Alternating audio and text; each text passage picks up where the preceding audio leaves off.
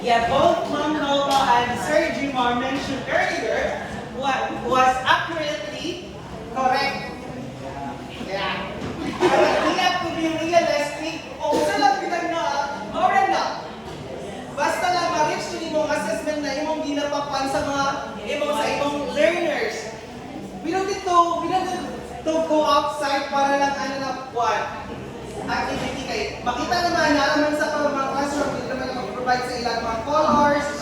Yeah. Di ba kay indoor technology na nakaroon? So, pwede ka din yung flash TV ang... Yes, correct. Very good. Sige. No, so ang dili man sa mga kaingon nga ang tanang estudyante is na yun ay how much more ina sa rural area. So dili ka na ito mga kuanyon nga kuan like kailangan na ito kanya ang Ako, isang suggestion lang po.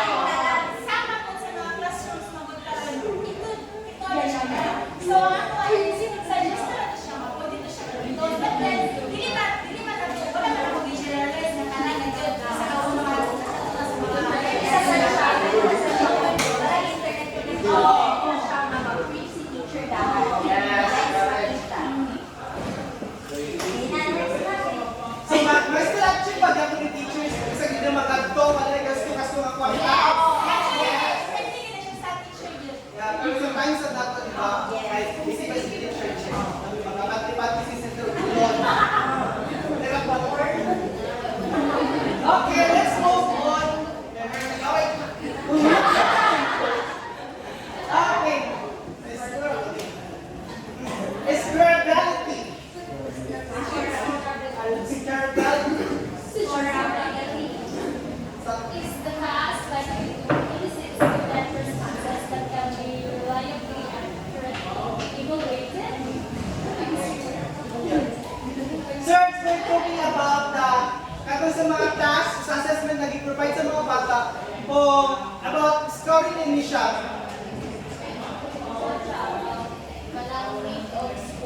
Yeah. Means that the assessment must have clear objective para ma-reach to nimo siya and reliable criteria to student performance can be measured consistently and fairly. Patas, pantay-pantay. Teachers, ang teacher pwede siya magamit ang progress, checklist, diba natin ang nga butang. For example, diri kay kana itong dita mga teachers na mga ising teachers. The best example na akong ituan kay katong magpa-wash ka sa hand sa bata. First na kay first ito nga checklist na imong buhaton nga first ang faucet. Dayon, basto ng kamot, then sabunan, apply soap. Sabon. Dayon, rub hands together. sing happy birthday. So, ako siya. Tapos, bisag kinsa pa na ng mga mag-assess sa bata, ang result is the same ra gihapon siya. Ato ba? Yes! Okay. Anyone can tell me the 7 principles of assessment? Yeah, the 7 principles of assessment. Yes, Barbara.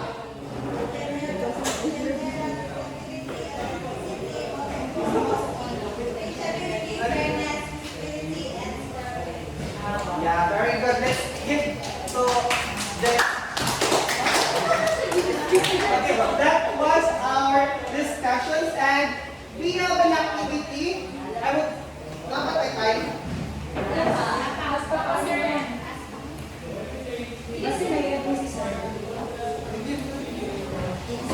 As group, ay mag-count of 1 to 7. 1 to 7. 7? Oh, 1 to 7. Okay, kuhaan na siya, mag-rotate ito mo, then magpili mo agad sa 7 principles kung saan inyong itatapos. Sige. Ay, di ba pili? Ang group 1 mo. So kasi lang word group sa anak Oo, malika. pwede na po. Mag-usap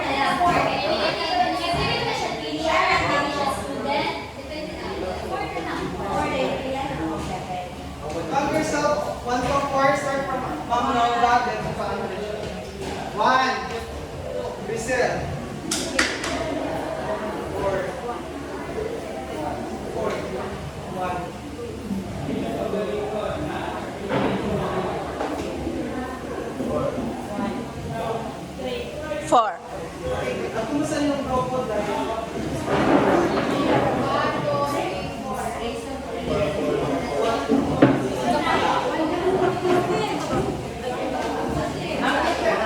Ikaw na may mapano ka na.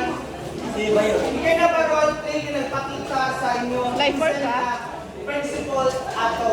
Ay, sir, for